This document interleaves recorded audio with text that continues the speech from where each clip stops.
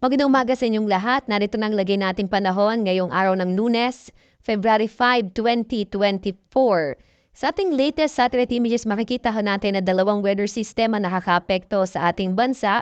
Ang northeast monsoon o hanging amihan ang nakakaapekto partikular na sa extreme northern Luzon at magdadala ng mga pulu-pulong mainang pagkulan partikular na sa Batanes at Babuyan Islands. Dito naman sa may bahagi or sa nalabing bahagi nating bansa, ang mainit na hangin easterlies o yung hangin nagmumula sa karagitang Pasifiko ang magdadala naman ng generally fair weather habang posible pa rin ang mga isolated rain showers and thunderstorms. Samantala, may mga cloud clusters tayo dito sa may silangang bahagi ng Mindanao, hindi naman ito low pressure area, pero posible na sa mga susunod na araw ito ay magdadala ng maulap na kalangitan.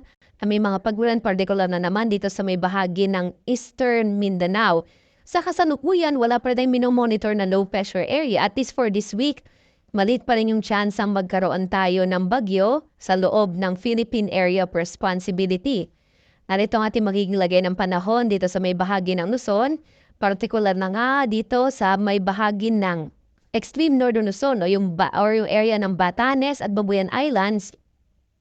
Sa pag-iral pa rin ng northeast monsoon o hanging amihan, inaasahan pa rin natin itong mga isolated o pulo-pulong may hinang pagulan habang sa nalabing bahagi ng Luzon. Sa epekto ng easterlies ay inaasahan natin ang generally fair weather pero posible pa rin ang mga rain showers and thunderstorms. Medyo mainit at tanghali ang ating inaasahan para sa mga susunod na araw, lalo na sa araw na ito, kung saan yung agwat nga ng temperatura sa lawag nasa 23 to 30 degrees Celsius, sa Tuguegarao hanggang 31 degrees Celsius, sa Baguio 16 to 25 degrees Celsius, sa Kamaynilaan maaaring umabot na hanggang 33 degrees Celsius, sa Tagaytay hanggang 31 degrees Celsius, habang sa Legazpi 25 to 31 degrees Celsius. Dumaho tayo dito sa may bahagi ng Palawan at Visayas. Inaasahan din natin ang generally fair weather habang posible pa rin ang mga puno-punong pag-ulan, pagkindat pagkulog at agwat ang temperatura sa Calayan Islands ay hanggang 31 degrees Celsius, sa Puerto Princesa hanggang 31 degrees Celsius, habang sa Visayas, partikular na sa Iloilo, nasa 25 to 30 degrees Celsius, sa mga kababayan naman natin sa Cebu, nasa 24 to 31 degrees Celsius, habang sa Tacloban, 24 to 30 degrees Celsius. Dito tayo sa Mindanao. Naasahan din natin ang generally fair weather habang posible ang mga pagkindat pagkulob na Naka-monitor nga tayo ng mga pagbulan partikular na sa may Soxargen.